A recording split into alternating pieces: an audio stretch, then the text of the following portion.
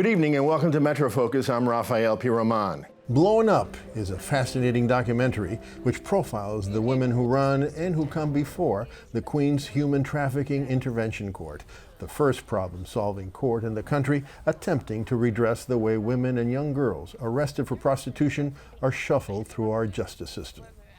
With unparalleled access to the court, the film captures what it is truly like for these defendants, overwhelmingly undocumented Asian immigrants and American women of color, to go through these complex criminal proceedings.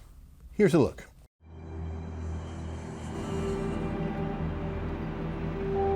This charge is a deportable offense. She was in crisis, and he just swooped in. He sleeps with her passport, he sleeps with her ID, he sleeps with her Social Security card.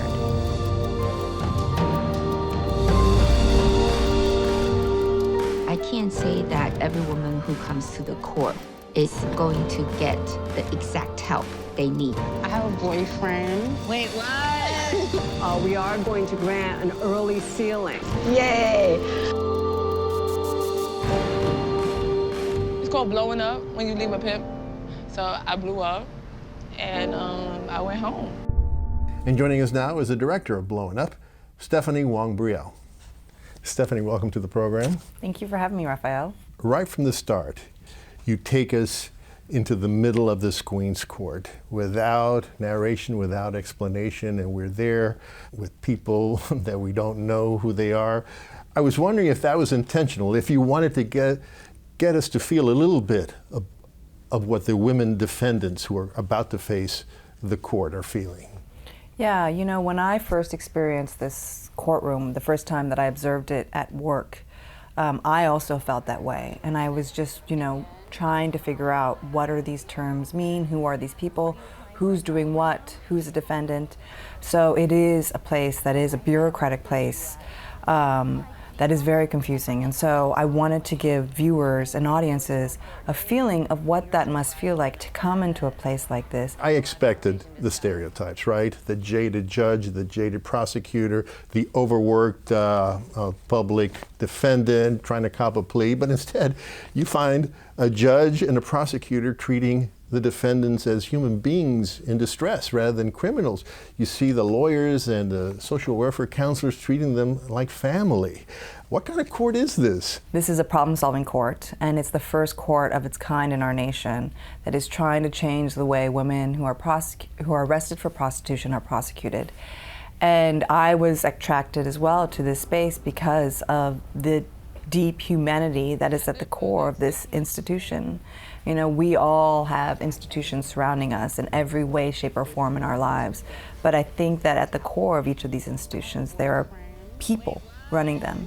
And if the people are really good and trying to change the way that these institutions are run, it's a whole different kind of place. How did you get the access? I mean, to the court and to the people who you would assume would not want to be filmed. So making a film like this, as you can imagine, is very challenging. Yeah. No one wanted to be in this film. No one wanted to participate in this film. So it took us about 10 months of observation and development and research and building relationships with everyone in the court before we were even allowed to bring cameras into the space. And then once cameras were brought in, it wasn't like we were given carte blanche to film anything and everything that we wanted to. Every morning before we filmed, I would make an announcement in English and in Mandarin to everyone, letting them know what we were doing here and letting them know that they had choice whether or not they wanted to participate. And most people said no.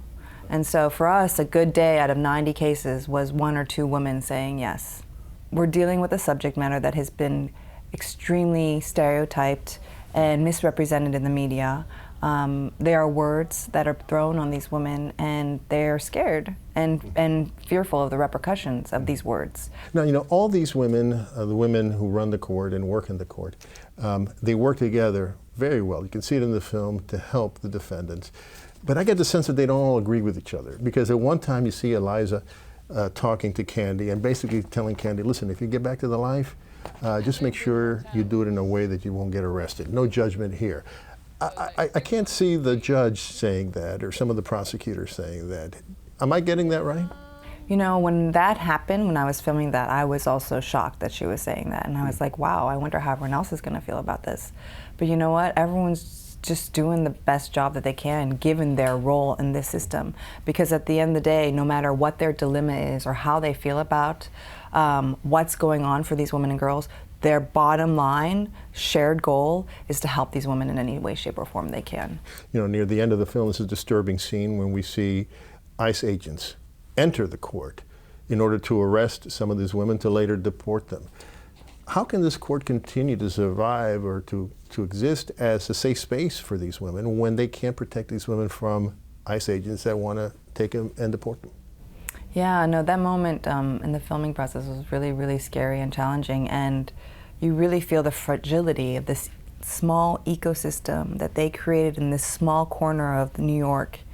Whether or not it can survive or not, I don't know. I mean, it's still going. The court is still there. This court still exists, and the women are still being arrested, and ICE still exists, and Trump is still in power. So, you know, all these women who are in the court can do is continue to do their best, given the many extenuating circumstances that make this whole system so challenging for women and girls. Well, Stephanie, it's an amazing film, a wonderful film. You told me something that surprised me, which is that women are coming to see it, but not that many men, and I cannot understand that, because this is certainly not a women's film. It's a film for all human beings. And thank you so much for making it. Thank you so much for joining us. Thank you so much for having us. Thank you. For information on how you can watch Blowing Up, you can visit our website at metrofocus.org.